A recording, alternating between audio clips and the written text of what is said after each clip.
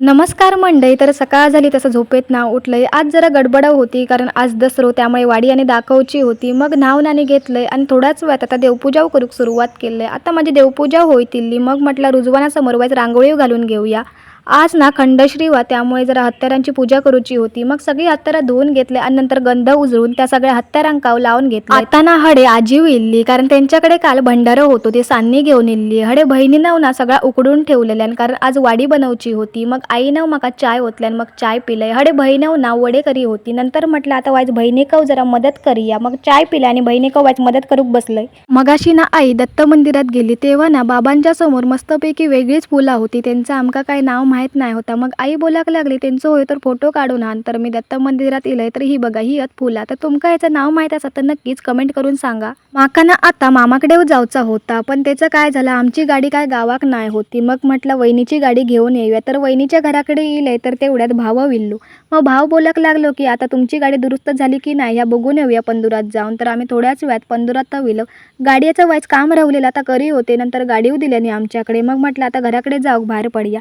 तर आज दसरो होतो म्हणून भावाकडे गोंडे घ्यायचे होते म्हणून भावाकडे गोंडे घे होतो. मग म्हटलं आमची उदूत पिशवी ती वाईच घेऊन ये. मग तेवढ्यात घेऊन येलो. आता ना आम्ही घराकडे जाऊ बाहेर पडलो. घराकडे इलाव तर ना वहिनीन हडे गोंडे दिल्यान म्हटलं आता त्याचे हार बनवून घेऊया. तर आता मी हडे हारव बनवूक सुरुवात केलंय. माका ना आता जुन्या घराकडे जाऊचा होता कारण वाडिये दाखव. मग हडे बहिणीनं वाडिये करूक सुरुवात केल्यान तर म्हटलं आता जुन्या घराकडे जाऊक बाहेर पडूया. मग तयारी आणि केली आणि जुन्या घराकडे जाऊक बाहेर पडलंय. जुन्या घराकडे इलय तर हडे काका होते आणि दादा होतो. म्हटलं हे काय करतात तर बघूया. तर हडे काकाने ना रुजवान कापल्याने आणि सगळ्या देवांका आणि हत्यारांका घालून घेतल्याने. तर हे बघा ह्या सगळ्या देवाऱ्यांच्या मी आता पाया पडान घेतले आणि आम्ही हडे आता वाडिये ठेवलेलं दाखव. काका म्हणाक लागले की आता आपण असं तितकी आरती करून घेऊया. मग हडे आरती सुरू झाली ती तुमका दाखवतंय. आता ना आरतीव करून झाली. मग हडे भाच्यानव ना सगळ्यांका आरतीव फिरवून घेतल्यान. मग हडे काकाने पाणी सोडल्याने आणि सगळे वाडियेव दाखवून घेतल्याने.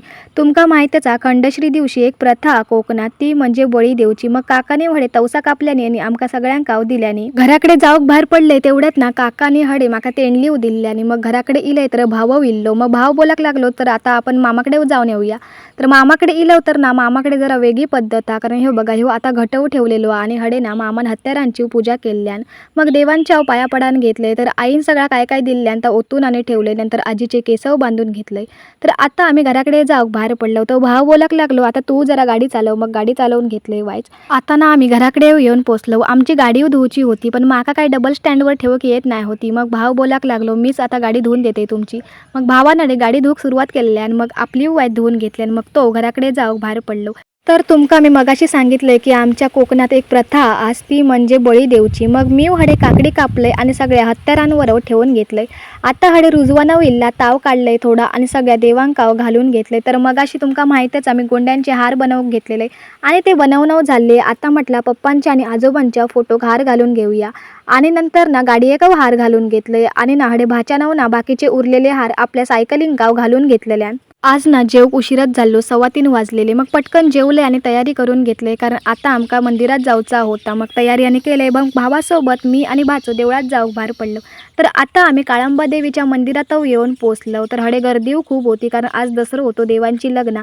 तर हडे बक्षात तर आता देवांवर वारीव येल्ली आणि नंतर आता थोड्याच वेळात हडे ना लग्नाव सुरू झाली. आता ना देवांची लग्नाव झाली. तुमका माहीतच आमच्या कोकणात एक पद्धत ती म्हणजे आज सोना लुटूची. तर सगळी माणसांना हडे सोना लुटी होती. तर आता ना आपट्याच्या झाडाभोवती ना देवांची फेरिये असतात. तर आता देवांचे ना फेरिये चालू झाले. तर सगळी लोकांना देवांवर ना सोना ठेवत होती आणि त्यांच्या पायावर पडा होती. तर हडे ना काय जण ना वरती झाडावर चढलेले सोना काढूक. तर तुम्ही बघू शकता हडे खूपच गर्दी होती. आता ना देवांचे फेरिये मारून झाले त्याचा सगळे देव आता मंदिरात इल्ले. आता सगळी माणसांना हडे देवळात पाया पडा होती. मग मी आता देवांच्या पाया पडाक गेले. तर तुम्ही बघू शकता आता हडे खूप गर्दी होती. आता ना सगळी सोना ठेवून सगळ्या देवांच्या पाया पडा होती. तर आता आम्ही घराकडे जाऊक बाहेर पडलो. घराकडे इलो तर आता दत्त मंदिरात देवाच्या पाया पडलो. पाया पडान झालं तसं घराकडे इलो तर कालपासून ना भाच्याक चिकन खाऊची खूप इच्छा होती, पण नवरात्री होते त्यामुळे का आम्ही चिकन आणूक नाही होता. मग मामा भाचे हे चिकन आणूक गेले पंधुरात आणि थोड्याच वेळात चिकन घेऊन येले. मग बहिणीन त्या धुवून घेतल्यानंतर आणि नंतर थोड्याच वेळात भाऊ इल्लो चिकन बनव, कारण आज आपल्याक आयता खाऊचा होता. मग हडे भावांना चिकन बनवूक सुरुवात केली आणि ओला आणि सुका बनवचा होता. पण तेवढ्यात ते काही इलो फोन, पण ह्या ढवळू का ता ढवळू असा त्याचा झाला, पण त्यांना सगळा केल्या आणि पटकन. तर तुमका आजचा व्हिडिओ कसं वाटलं नक्की सांगा आणि व्हिडिओ आवडला असेल तर नक्की लाईक करा. थँक्यू.